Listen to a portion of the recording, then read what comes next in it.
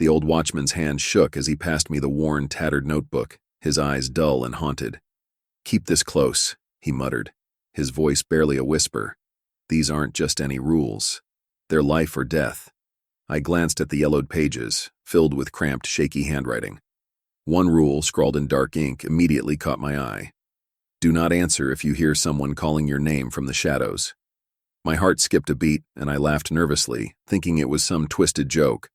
But the old man's gaze never wavered. His lips parted slightly as if he wanted to say more, but he only shook his head and turned to leave, footsteps shuffling down the gravel path. The silence closed in around me, thick and heavy. Then from somewhere deep within the cemetery I heard it. A faint, raspy voice. "My name," whispered from the shadows. The hairs on my arms rose as the voice grew louder, more insistent, slithering through the tombstones and winding around me like cold fingers. It was familiar, hauntingly so, like someone I'd once known. It whispered my name again, sending an icy shiver down my spine. I froze, gripping the notebook tightly, my pulse hammering in my ears. The words echoed in my mind. "Do not answer." But the voice didn't stop. It sounded closer now, almost right behind me. I stepped through the cemetery gates, feeling the weight of the night press down on me, thick and suffocating. The air was damp, laced with the scent of wet earth and decaying leaves, seeping into my skin. Faded headstones leaned crookedly, draped in moss, their edges softened by years of mist rolling in from the marshes. Every gust of wind seemed to carry a low, mournful whisper, as if the dead themselves were restless, waiting. The notebook in my hand felt heavier than it should. I flipped it open, my flashlight casting a dim glow on the list of rules scribbled in frantic handwriting. Each rule felt more unsettling than the last. "Do not enter before midnight. Let the spirits settle." My eyes lingered on the second rule. "If you hear your name from the shadows, do not answer." My pulse quickened, remembering that chilling voice calling me earlier. I tried to shake off the sense of dread, dismissing it as mere superstition, but a flicker of movement caught my eye. Between two headstones, a shadow shifted, darker than the night, watching. I clenched the notebook, my fingers trembling. Skepticism faded, replaced by a gnawing fear as the cold realization settled in. These rules were not just suggestions, they were my lifeline. Midnight struck, and a deep, chilling silence draped itself over the cemetery. My flashlight flickered as I stepped forward, the beam barely piercing the dense mist that clung to the ground like ghostly fingers. I kept glancing over my shoulder, the memory of the shadowy figure I'd seen earlier haunting my every step. I tried to steady my breathing, clutching the notebook in my pocket as though it were a talisman that could ward off whatever lay hidden in the dark. The list of rules echoed in my mind, but I found myself testing their grip on reality. With a dry, anxious laugh, I decided to ignore rule number 3. Look behind you every hour. They don't like to be ignored. My pulse raced as I pressed forward, determined to prove to myself that these rules were nothing more than superstitious ramblings. But then, it started. A soft shuffle, barely audible, drifted from behind me. My shoulders tensed, but I kept walking, my steps quickening. The sound grew louder, each soft footfall matching my pace, like an echo that wasn't quite right. Cold sweat slid down my neck as an unbearable sense of dread crept in. I told myself it was just my imagination, until I felt it, an icy breath against the back of my neck. My body froze, every instinct screaming to turn, to look, but fear anchored me in place. The presence behind me was palpable now, heavy and dark, and I could almost feel unseen eyes boring into my back. My hands trembled as I forced myself forward, but the soft, mocking laughter that followed made my blood run cold. It was close, so close I could almost feel fingers reaching for me, brushing the edge of my shadow. A shiver racked my spine as I stood frozen, ensnared by the figure's hollow, empty gaze. The grin stretched wider, the corners of its mouth tearing slightly, revealing rows of sharp, rotting teeth that seemed to twitch with some dark hunger. My breath caught in my throat, and I felt an icy sweat trickling down my neck, mingling with the cold night air as dread seeped deeper into my bones. Slowly, the figure raised an arm, its movements unnatural and stiff, as if its joints had forgotten how to bend. With a hand pale and skeletal, it pointed at something just behind me. A chill spread across my skin, an unspoken command urging me to turn. My heart hammered in my chest, but I forced myself to remain still, the notebook's words clawing at my mind. They don't like to be ignored. Just as I was about to defy every instinct and look back, a sound sliced through the suffocating silence. A faint ringing, low and hollow, echoing through the cemetery. The old bell, the one in the far corner of the grounds, had begun to toll on its own. The sound was slow, each ring reverberating like a distant heartbeat, and with each toll, the figure's grin grew wider, splitting its face in an almost unhinged expression of delight. The ground beneath me trembled slightly, the vibrations intensifying as the bell's toll continued, louder and more urgent, as if the very earth was warning me to run. Yet I couldn't move. Shadows began pooling around my feet, coiling and stretching up my legs, like icy fingers latching onto me, tightening their grip. The figure tilted its head, and its mouth moved, though no sound came out. Yet somehow I heard it, inside my head, a raspy, guttural whisper that clawed at my sanity. Your time has come. Terror surged through me, and as the bell tolled one final deafening time, the shadows yanked me backward, pulling me down into the cold embrace of the earth. The world spun as I was dragged backward, my body sinking into the earth as though it were swallowing me whole. My fingers clawed desperately at the cold, wet ground, but it crumbled under my grip, slipping through my hands as the shadows pulled me deeper. The earth smelled of decay, rich and overpowering, filling my lungs as I struggled to breathe. Above me, the grinning figure leaned closer, watching with hollow, hungry eyes that glowed faintly in the darkness. Its face twisted with delight, the grin splitting wider, revealing gums blackened with rot. The soil pressed against my chest, cold and unyielding, constricting my ribs with each second as I sank further. Panic surged through me, every instinct screaming to escape, but the shadows wrapped tighter, coiling around my arms, pinning them to my sides. The ground beneath me pulsed, alive with a dark energy, almost like a heartbeat, a rhythm that seemed to match the tolling of the distant bell, growing fainter, yet somehow closer, as if it were tolling from within the earth itself. Then I heard it, a murmur rising from all around, voices low and whispering, blending into one eerie chant. They spoke in a language I couldn't understand, yet the meaning seeped into my mind like poison. Join us. Become one of us. I thrashed, terror clawing at my senses as I tried to break free, but the shadows held firm, cold and unyielding. My vision blurred as the faces of the dead began to materialize in the dark earth around me, their eyes empty, their expressions twisted with sorrow and suffering. Their mouths moved, whispering in unison. The rules were not meant to be broken. As the soil crept up to my neck, I felt the last shreds of warmth leave my body. The grinning figure above leaned closer, its decayed face filling my vision, and with a final, rasping breath, it whispered, "Welcome to eternity."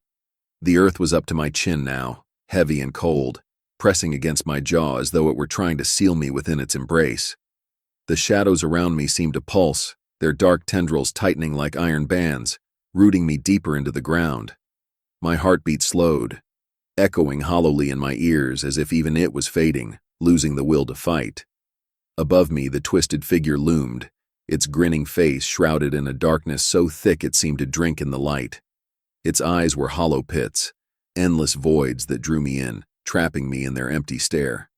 The dead faces around me began to shift, their expressions twisting from sorrow to malice, their eyes narrowing as they watched me sink. Their whispering grew louder, swelling into a low rhythmic chant that filled my mind, each word scraping against my thoughts like nails on bone.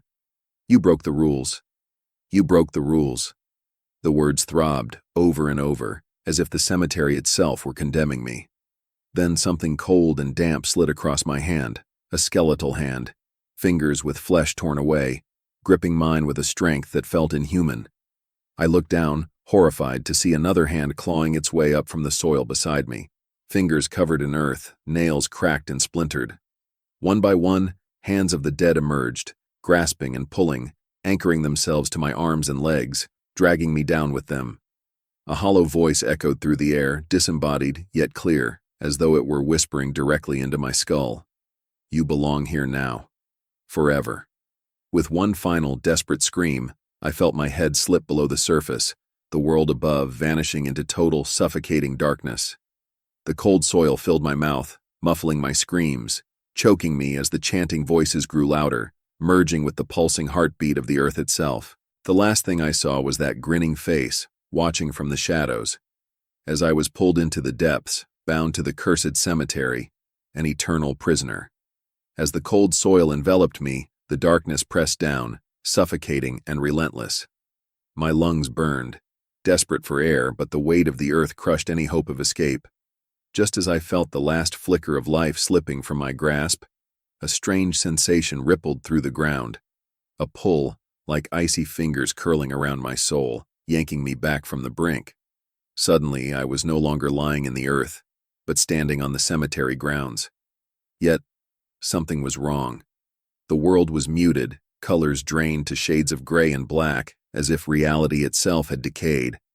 The cemetery was eerily silent.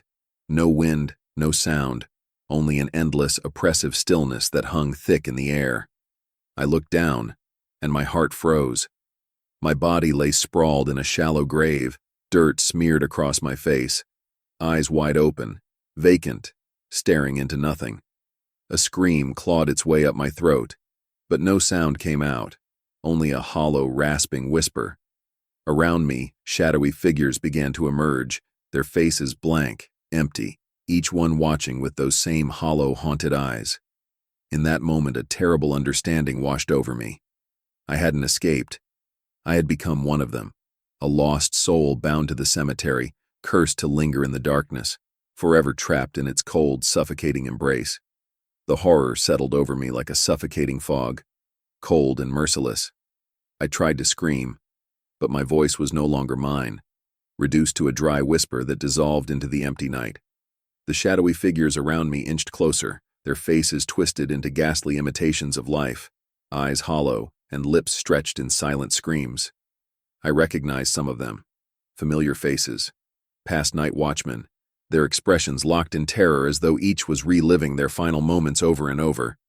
Desperation clawed at me as I tried to move, to run, but my legs felt like lead, rooted to the ground as if bound by invisible chains. I looked down and saw thin tendrils of shadow snaking up my legs, weaving through my skin, merging me with the darkness. Panic surged, but it was useless. I was becoming one with the cemetery, my soul sinking deeper into its cursed soil. A cold voice echoed from the darkness, chilling and relentless. "You broke the rules. Now you belong to us." The words seeped into me, filling me with a hollow, despairing certainty. As the last of my humanity faded, I felt myself dissolving, a lost whisper in the endless night. Just another shadow among the cursed dead, forever watching, forever bound. The darkness swallowed me whole, a void colder and deeper than anything I'd ever known. My memories, my thoughts, everything that made me slipped away, devoured by the shadows. I could feel myself unraveling, each piece of my soul splintering and scattering like dust in the damp night air. The figures around me, the other souls, stared with hollow eyes, their faces blank yet filled with a silent agony, as if they too remembered what it felt like to be alive. Once, a strange, rhythmic pounding filled the silence, echoing like a heartbeat, pulsing from deep within the earth itself. With every beat, I felt a pull, tugging me deeper, chaining me to this cursed place, binding me to the ancient twisted roots of the cemetery. The others began to sway, their movements synchronized with the heartbeat, a slow, ghostly rhythm that chilled me to the bone. Then, I saw it. My own face reflected back at me from a dark puddle on the ground, but it was distorted, hollow, the eyes lifeless, lips twisted into the same silent scream as the others.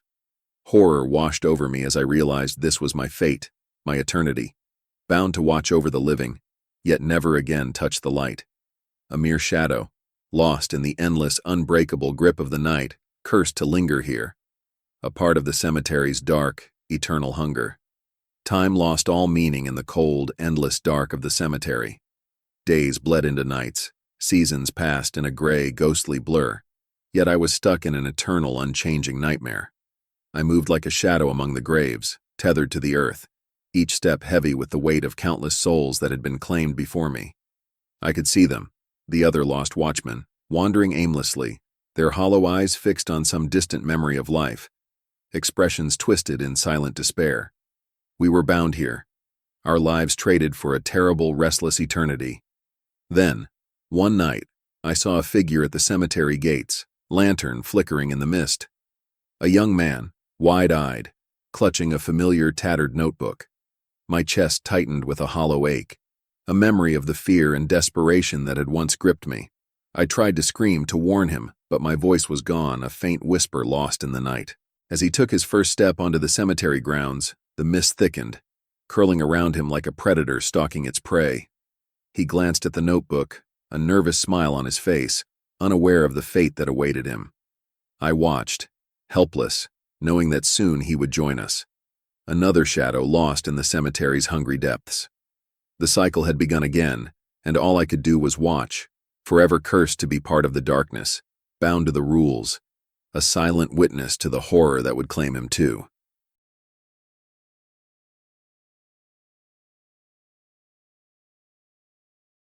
A low, hollow laughter drifted through the empty carnival grounds, the kind that prickled the skin and seemed to come from nowhere and everywhere at once. I froze, gripping my flashlight tightly, the beam flickering in the thick, unnatural fog that clung to the ground. Just ahead, the carousel turned slowly on its own, each horse shifting and creaking as if trying to break free. I hadn't seen anyone in hours, yet the air was thick with a strange sour smell, like decaying flowers mixed with burnt sugar. A loud metallic clang echoed from somewhere deep in the carnival, making me jump. I pointed the flashlight in that direction, my heart pounding faster only to catch a glimpse of something moving, just a shadow slipping between the rides. My breath hitched. I could feel eyes on me, watching from the darkness, waiting. Then, the rules I'd been given flashed through my mind. Do not stay after midnight, and with a sinking dread, I glanced at my watch, watching the hands slide past 12. The carnival seemed to breathe in the dark, each ride looming in eerie silence as though waiting, watching. The carousel turned with a low groan, its horses fixed in expressions of twisted delight, their glassy eyes gleaming with a strange, lifeless glint. I took a step forward, and the ground beneath my feet felt damp, sticky, as if the earth itself was soaked with something foul. The air was thick and damp, carrying a smell I couldn't quite place, something like old leather mixed with a sickly sweetness, like rotting candy left too long in the sun. A shadow shifted near one of the booths, slinking just beyond the reach of my flashlight. I snapped the beam in its direction, heart thudding, but there was nothing, only the faint sound of creaking wood and the distant echo of a child's laughter, hollow and distorted. The sound was close enough to make the hair on my neck stand up, yet the booths were empty, their colors faded and peeling, the games half collapsed as if they hadn't seen life in years. Looking for something? A voice rasped, slicing through the silence. I whipped around to see a carnival worker in a faded uniform standing far too close, his face obscured by shadows. His lips stretched into a thin, unnatural smile that didn't reach his eyes. His gaze felt empty, like he was staring right through me, seeing something I couldn't. I'm just... My voice came out hoarse, trembling. But he only grinned wider, his teeth a little too sharp, too white in the darkness. Remember, he murmured, rules are there for a reason. With that, he turned and drifted back into the shadows, his footsteps making no sound.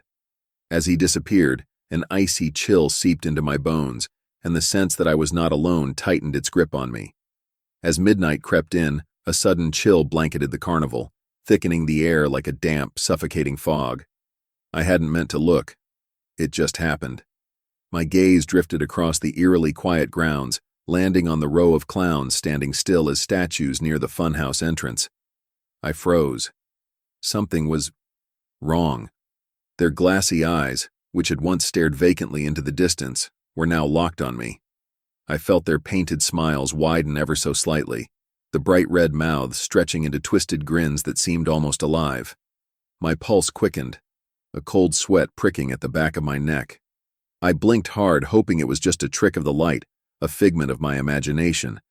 But when I opened my eyes, their heads had tilted, just enough to suggest awareness. My hand gripped my flashlight tighter, its beam trembling as I tried to pull my gaze away. But I couldn't shake the feeling that they were waiting, watching.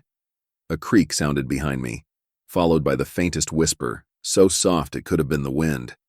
I spun around, heart hammering, only to find the path behind me empty. The silence seemed to stretch, pressing down on me like a weight. Then, out of the corner of my eye, I saw a movement on my phone screen. A distorted image of one of the clowns, its mouth stretched open in a silent scream. I stumbled backward, nearly dropping the phone as the whispers grew louder, circling me like invisible hands reaching out. With each step, the carnival seemed to come alive. Rides creaked, as though something unseen was shuffling closer, and shadows slithered across the ground. I could feel a presence closing in, a dreadful certainty that I'd just broken something I couldn't fix. The clown's hollow eyes bore into me, and for the first time I knew this place was hungry. The air around me grew colder as I stumbled toward the manager's office, each step weighed down by a sense of dread so thick it seemed to seep into my bones. My flashlight barely pierced the darkness, flickering weakly as if struggling against some unseen force. The carnival felt different now, darker, heavier. Every ride loomed over me, casting twisted shadows that seemed to reach out with claw-like fingers, closing in with every step. Finally, I reached the shabby door labeled Manager in chipped, faded paint. As I raised my hand to knock, the door creaked open on its own, revealing the dimly lit room beyond. Inside, the manager sat behind an old wooden desk, his face hidden in shadow, his hands clasped together in an unsettling stillness.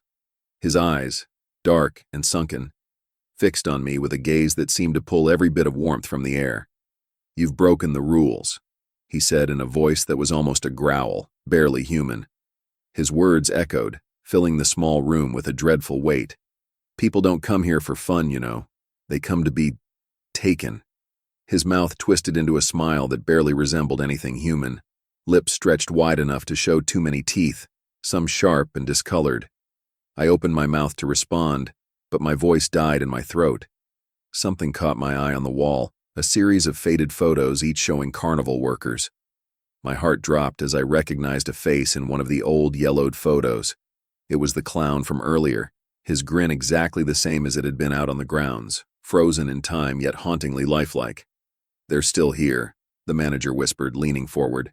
"They're all here, waiting for someone to join them." A shiver ran down my spine as his words sank in. It wasn't just a job, it was a trap, and I'd walked right into it. The manager's cold, hollow gaze haunted me as I backed out of his office, his words echoing in my head. "They're still here, waiting for someone to join them."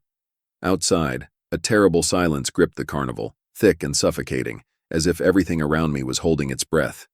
I moved without thinking, drawn to the Hall of Mirrors despite the rules seared into my mind.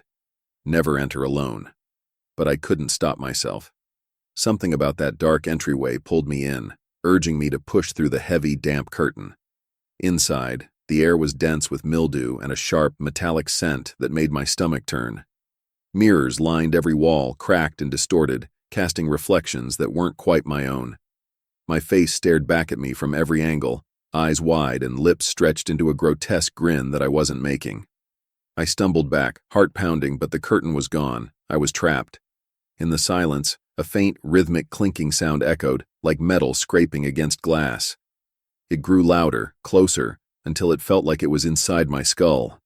Shadows within the mirrors shifted, clawing toward the glass, their twisted forms pressing against it with hands smeared in dark, greasy smudges. "Join us!" The voices hissed, overlapping, whispering from every reflection, filling the air around me with dreadful urgency. My reflection moved on its own, lips stretching wider, eyes darkening with something ancient and hungry. A cold, damp hand pressed onto my shoulder, and as I turned, the mirror version of myself reached out, its face a mask of pure malice. I opened my mouth to scream, but the mirrors swallowed the sound, trapping me within their endless, twisted labyrinth. A cold sweat drenched me as I stumbled out of the Hall of Mirrors, feeling as though I'd escaped some terrible fate. Yet something wasn't right. The carnival around me seemed darker, more decayed, as if it had aged decades in the moments I'd been trapped inside. The once muted colors of the rides were now faded to grays and browns, covered in a strange, slimy residue. The scent of rot filled the air, thick and cloying, like spoiled meat left out in the sun. I glanced back at the Hall of Mirrors, only to see my reflection still standing in the doorway, grinning with that same twisted smile. My stomach dropped. It raised its hand in a mocking wave, eyes glinting with a malevolent hunger. I stumbled back, horrified, trying to process the impossible sight as my mind spiraled, my sense of reality slipping. The eerie quiet shattered as the carousel lights flickered to life, casting the grounds in a sickly, pale glow. The painted horses twisted on their poles, their eyes wide and glassy, turning to watch me as the carousel spun faster, the music grinding out a warped, discordant tune that seemed to scrape against my nerves. One of the horses opened its mouth, releasing a low, gurgling whisper that barely sounded human, as if struggling to speak. "Stay! With us!" It rasped, its glassy eyes fixed on me, unblinking. Heart racing, I spun around, but every exit seemed farther away, twisting like a mirage. Shadows shifted at the edge of my vision, figures I couldn't quite see, creeping closer with each panicked step I took. They were everywhere, whispering, laughing softly in voices that blended into a sinister melody. Trapped in a nightmare with no way out, I knew one horrifying truth. The carnival wasn't letting me leave. And in the pit of my stomach, I felt it. My reflection was still there, waiting, hoping for its chance to replace me. As I turned away from the carousel, I felt a chill settle over me, heavier than before, pressing down with a weight that made each breath shallow and tight. Shadows crawled across the carnival grounds, stretching and contorting as though alive, each one a slithering reminder of how alone, and yet disturbingly watched, I was. Every direction seemed wrong, each path twisting back upon itself like a maze, trapping me deeper within this decaying nightmare. A whisper drifted through the air, faint yet piercing, seeping into my mind. "It's your turn," it breathed, curling around me like icy fingers. I whipped my head around, only to find myself face to face with a clown. Its painted smile wide and cracked, revealing sharp yellowed teeth that shouldn't have belonged to anything human. Its eyes were hollow, bottomless pits that seemed to suck the warmth from my skin. It reached out a gloved hand, its fingers curling slowly, beckoning. I stumbled back, but it stepped forward, its movements jerky, almost mechanical, as if it were some grotesque puppet held up by invisible strings.